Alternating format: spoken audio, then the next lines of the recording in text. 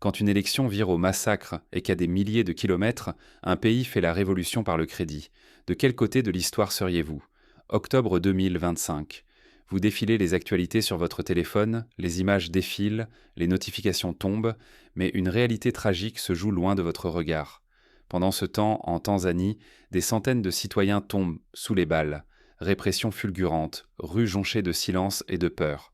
À peine une ligne sur les sites internationaux. Presque personne ne sait qu'une élection vient d'avoir lieu, que le sang coule dans les avenues de Dar es Salaam, que l'espoir s'éteint dans les yeux des familles. La présidente Samia Suluhu Hassan proclame une victoire éclatante, un triomphe sans appel. Mais derrière ces chiffres, c'est l'opposition qui disparaît. Arrestations arbitraires, leaders muselés, familles sans nouvelles, quartiers entiers plongés dans l'angoisse. L'information est verrouillée. Internet, coupé dans tout le pays, plonge la nation dans une obscurité numérique totale.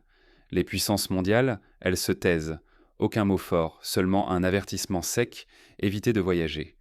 Pas de sanctions, pas de réunion d'urgence, pas de caméra sur place. Ce silence, c'est une deuxième condamnation pour tout un peuple oublié. À l'ouest, à des milliers de kilomètres, le Burkina Faso choisit un autre destin. Pas de matraque, pas de censure. Le gouvernement ouvre le crédit. Prêts massifs aux agriculteurs, comptes bancaires pour tous, règles limpides et contrôle citoyen. Peu à peu, les villages deviennent autonomes. La confiance renaît entre l'État et la population. Le capital n'est plus un privilège. Il devient un droit surveillé par tous. D'un côté, la terreur et l'isolement. De l'autre, une révolution douce tissée de transparence et d'émancipation. Ce qui se joue, la capacité des peuples à choisir leur avenir. La possibilité d'éviter la tragédie ou de bâtir la prospérité sur la confiance. Mais comment deux nations africaines, presque au même moment, ont-elles pu choisir des routes si opposées? Pour comprendre, il faut plonger au cœur de la crise tanzanienne. Entre ruines électorales et espoir naissant, la Tanzanie devient le théâtre d'un affrontement invisible. Retour sur l'engrenage qui a tout déclenché. La Tanzanie, ce n'est pas seulement l'image de safari, du Kilimandjaro ou de plages de rêve. C'est surtout 68 millions d'âmes prises au piège d'une machine politique implacable. Derrière la façade d'un pays stable, tout s'effondre lentement sous le poids d'un autoritarisme électoral brutal. Depuis l'indépendance, en 1961, un seul parti tient le pays d'une main de fer. Décennie après décennie, le Chamacha Mapinduzi verrouille le pouvoir, étouffant toute opposition réelle. L'arrivée de Samia Hassan à la présidence, il y a quelques années, avait pourtant fait naître un espoir timide. Des promesses de liberté de la presse, la perspective de réforme. On se souvient des images de sa prestation de serment en mars 2021, saluée dans le monde entier comme une avancée pour les femmes et la démocratie sur le continent africain. Certains éditorialistes internationaux parlaient même d'un printemps tanzanien. Mais cette lueur n'aura été qu'un mirage. L'étau s'est rapidement resserré. Les opposants disparaissent, parfois sans laisser de traces. Les journalistes sont menacés ou arrêtés. Même un simple commentaire sur les réseaux sociaux peut coûter cher. Derrière cette chape de peur, un entourage familial omniprésent, accusé d'orchestrer menaces et violences. La peur règne de nouveau, plus sourde, plus insidieuse. Les familles qui osent de parler à la presse étrangère voient leurs proches disparaître ou reçoivent des menaces anonymes. Des ONG locales, comme la Legal and Human Rights Center, alertent chaque semaine des dizaines de plaintes pour disparition ou violences policières leur parviennent, mais rares sont celles qui aboutissent. Impossible d'évoquer l'opposition sans parler de Tundu Lissu. Avocat courageux, rescapé d'une tentative d'assassinat, 16 balles il y a quelques années, il incarne la résistance. Son crime, oser réclamer une vraie réforme électorale. Pour cela, il sera arrêté, transféré de nuit sur plus de 1000 kilomètres, accusé de haute trahison, passible de la peine capitale. L'histoire de Tundu Lissu rappelle celle de Nelson Mandela lorsqu'il fut arrêté et envoyé sur l'île de Robben Island pour avoir osé défier le pouvoir en place. Mais à la différence de Mandela, Tundu Lissu n'a pas eu droit à un procès public. C'est dans le silence, loin des caméras, qu'il a disparu. Et l'élection ? Sur le papier, 17 candidats. En réalité, un seul nom compte, Samia Hassan. Les autres ne sont que des figurants. Le résultat tombe, implacable, près de 98% pour la présidente sortante. Un chiffre qui ne trompe personne, sauf ceux qui refusent de voir la répression écraser toute contestation. Ce genre de score évoque les élections de l'ère soviétique ou les scrutins en Syrie sous Bachar el-Assad, où l'opposition, réduite au silence, ne servait que de décor. Dans les rues de Dar es Salaam et ailleurs, des milliers de voix s'élèvent. La colère éclate, la répression s'abat. Gaz lacrymogène, tirs à balles réels, arrestations massives, la peur gagne chaque quartier. Puis le silence tombe. Internet coupé, médias bâillonnés, couvre-feu imposé. Plus rien ne filtre. L'information est verrouillée, la nuit recouvre le pays. Les témoignages parviennent au compte-gouttes, comme ceux de cette enseignante de Mwanza, qui a vu ses élèves disparaître un à un, ou de ce médecin de Mbeya obligé de soigner en secret des blessés de la répression, sous peine de représailles.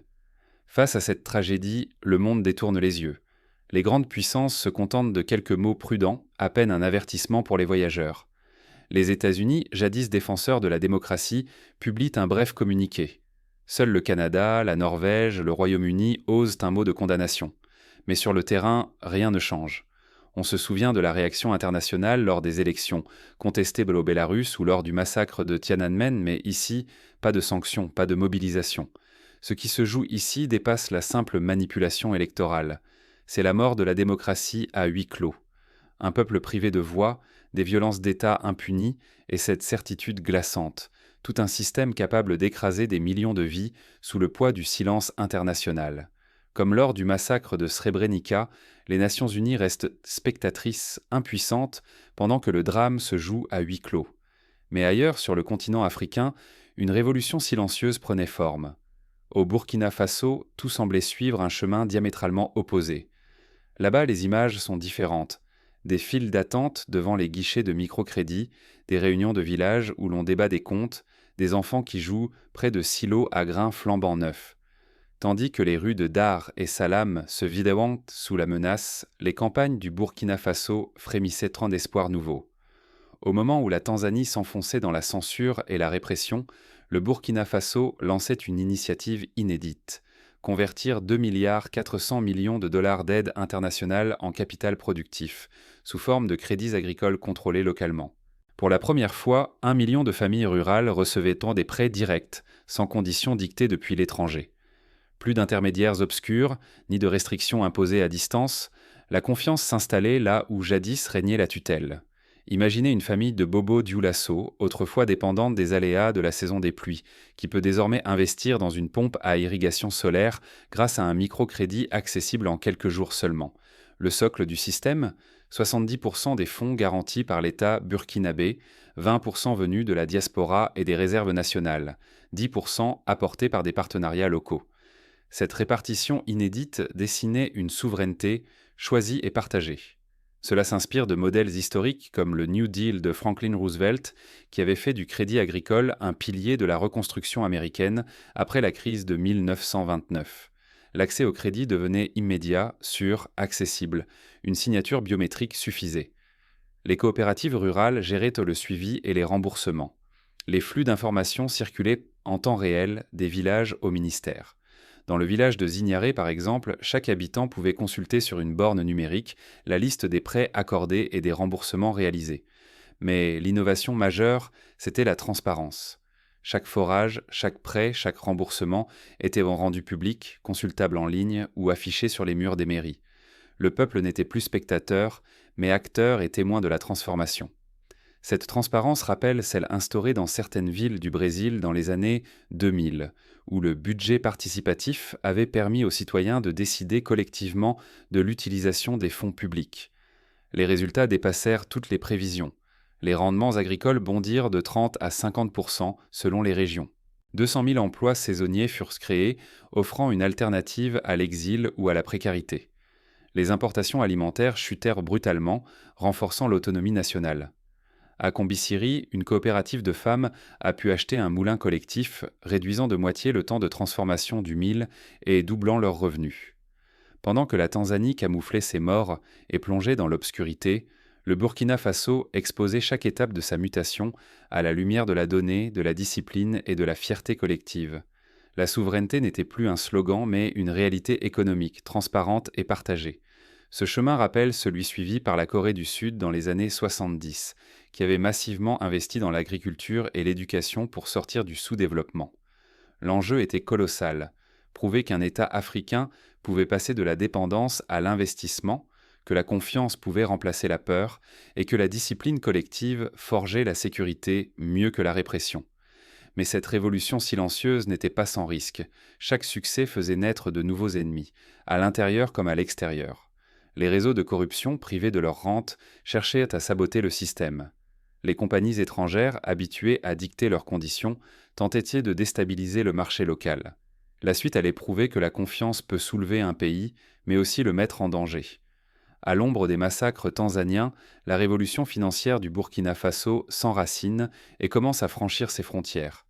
Alors que la Tanzanie s'enferme dans la peur, au Burkina Faso, une dynamique radicalement opposée s'impose. Les indicateurs sont éloquents. Un taux de remboursement des microcrédits de 92%, un record régional. Cette réussite n'est pas qu'économique. Elle incarne un basculement culturel vers la confiance mutuelle et l'autonomisation. Le Mali et le Niger, eux aussi ébranlés par des années d'instabilité, observent et s'inspirent. Ils annoncent l'adoption du modèle burkinabé, rêvant déjà d'une plateforme agricole sahélienne. Un projet commun qui promet de mutualiser les forces, partager les risques et attirer des investisseurs africains autant qu'internationaux. Cette dynamique rappelle la création du marché commun européen dans les années 50, qui avait permis à des nations jadis ennemies de bâtir une prospérité partagée. Ce mouvement transforme l'image de l'Afrique francophone. De zone tributaire de l'aide extérieure, elle devient bloc souverain, producteur et exportateur. L'aide humanitaire s'efface, remplacée par l'essor de l'investissement privé et l'émergence de nouveaux fonds locaux. L'épargne rurale s'organise, tandis qu'une classe d'investisseurs africains prend de l'ampleur. À Ouagadougou, le nouveau fonds d'investissement, face au capital, attire déjà des souscriptions de la part de petits épargnants et de grandes entreprises régionales. Les sceptiques évoquent la corruption, l'opacité, la fragilité institutionnelle. Pourtant, les faits contredisent ces peurs. Chaque trimestre, les exportations agricoles progressent, la pauvreté rurale diminue, la transparence attire des capitaux mondiaux. Les 3 dernières années affichent une croissance inédite des productions et revenus nationaux. Des audits indépendants réalisés par Transparency International confirment la baisse des détournements de fonds et la montée de la confiance dans les institutions. Face à ces mutations, la Banque mondiale, le Fonds monétaire international et divers fonds privés repensent leur approche. Ils abandonnent peu à peu les modèles d'aide classiques, jugés dépassés, pour investir dans ce système ancré dans la confiance et la responsabilité locale. L'image du Burkina Faso se redéfinit, renforçant son poids diplomatique. Lors d'un sommet à Dakar, le président burkinabé est invité à exposer cette révolution tranquille devant des chefs d'État venus du monde entier. Mais bien au-delà des statistiques, c'est la dignité collective qui est en jeu. L'Afrique revendique son droit de produire, de choisir, d'exporter ses richesses. Le débat entre autonomie et contrôle dessine l'avenir de millions de personnes. Ce pivot suscite déjà une vague d'espérance à l'échelle du continent. Dans des lycées de Lomé ou de Bamako, des jeunes débattent de la possibilité de lancer leur propre coopérative, inspirée par l'exemple burkinabé. Derrière chaque pourcentage, il y a des existences bouleversées, des familles entières qui reprennent espoir. Regardons maintenant comment cette souveraineté nouvelle transforme des vies concrètes de Waïgouya à Dori, et quels rêves elle fait naître dans les villages et les villes. Plongeons au cœur de cette transformation, à la rencontre de celles et ceux qui en sont les acteurs discrets.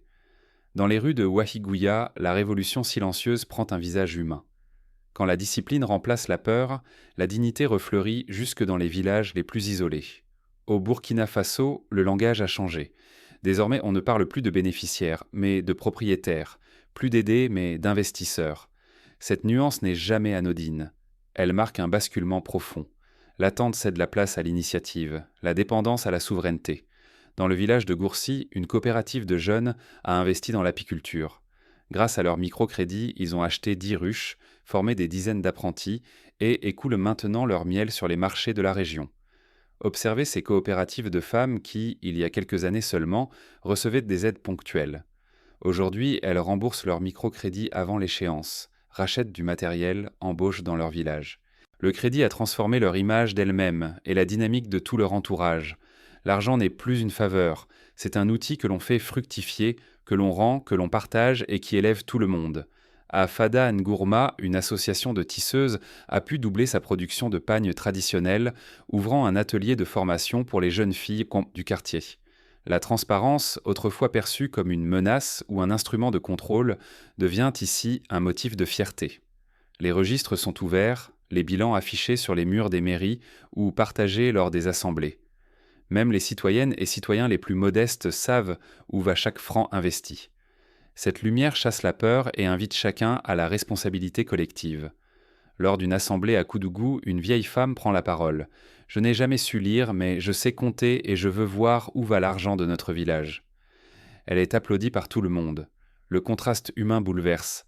À l'est, en Tanzanie, des familles errent à la recherche de leurs disparus, prisonnières d'une opacité née de la violence.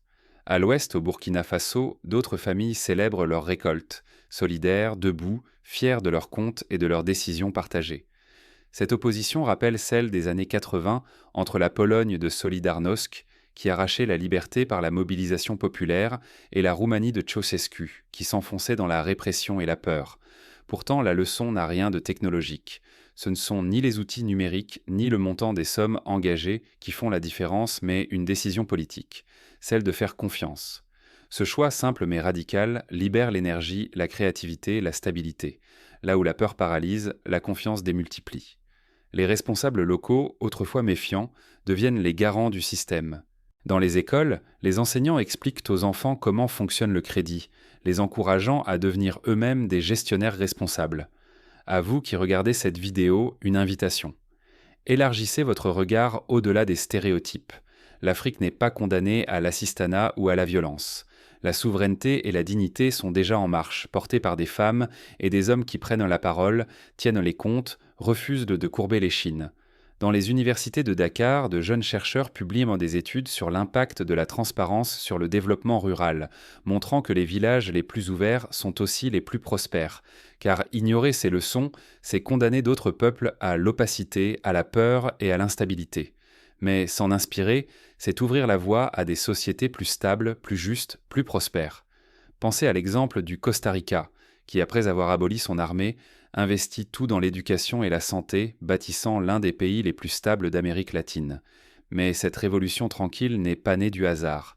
Elle répond à des choix politiques cruciaux, faits au cœur de la tourmente, quand tout semblait menacé de s'effondrer. Comment une nation bascule-t-elle de la peur à la confiance ? Le pouvoir authentique ne s'impose pas, il se gagne jour après jour. Face à la nuit, la lumière ne jaillit que grâce à celles et ceux qui osent ouvrir les livres et les cœurs. Ce n'est ni une promesse vide, ni un slogan, mais une vérité gravée dans les avenues de Dar et Salam et sur les places de Ouagadougou, en octobre 2025. Entre la Tanzanie et le Burkina Faso, ce n'est pas la distance qui marque la différence, mais un choix fondamental, celui entre la peur et la confiance. D'un côté, la violence d'État, le silence imposé à des milliers de familles, la censure qui recouvre tout d'un voile sombre. De l'autre, une révolution silencieuse appuyée sur la transparence, l'audace et la décision de confier le destin du pays à son peuple. L'un enferme, l'autre libère. L'un détruit, l'autre bâtit. Mais ce dilemme n'est pas propre à l'Afrique. Ce carrefour se dresse devant chaque nation, chaque génération. Faut-il verrouiller les comptes et gouverner par la menace, ou ouvrir les livres et miser sur la solidarité ? Ceux qui choisissent le contrôle immédiat récoltent la terreur, la suspicion, l'isolement. Ceux qui investissent dans la lumière sèment la dignité, l'innovation et la force de résister aux tempêtes. L'histoire fourmille d'exemples. L'Islande, après la crise financière de 2008, a choisi de rendre public le processus de réforme bancaire, impliquant les citoyens dans la refondation du pays. S'engager pour la transparence, c'est parier sur un monde où la dignité prime sur la terreur, où chaque voix pèse vraiment. Ce pari n'est jamais facile. Il réclame du courage et surtout la volonté de soutenir le regard quand la vérité dérange. Mais c'est ce choix-là qui façonne le destin d'une nation et, à terme, du monde entier. Nelson Mandela disait « Ce qui compte, ce n'est pas tant le fait d'avoir vécu. C'est la différence que nous avons faite dans la vie des autres qui déterminera le sens de la vie que nous menons. » Vous qui regardez cette vidéo, qu'allez-vous faire ? Notre responsabilité ne s'arrête pas à l'indignation ou au regret. Elle commence au moment où nous décidons de soutenir les récits qui dérangent, de porter les voix que d'autres voudraient étouffer. Partagez cette vidéo, parlez de ces histoires autour de vous, soutenir les médias indépendants, c'est déjà un acte de résistance. Mais vous pouvez aller plus loin, écrire à vos élus, vous engager dans des associations, défendre le droit à l'information et à la transparence partout où il est menacé. Au bout du compte, l'histoire retiendra moins les noms des oppresseurs que les gestes de confiance et de solidarité qui auront laissé passer la lumière. Il ne s'agit pas seulement de l'Afrique, mais de ce que nous voulons défendre, un monde où la souveraineté appartient à celles et ceux qui osent la vérité. La peur bâtit des murs. La confiance, elle, érige des ponts.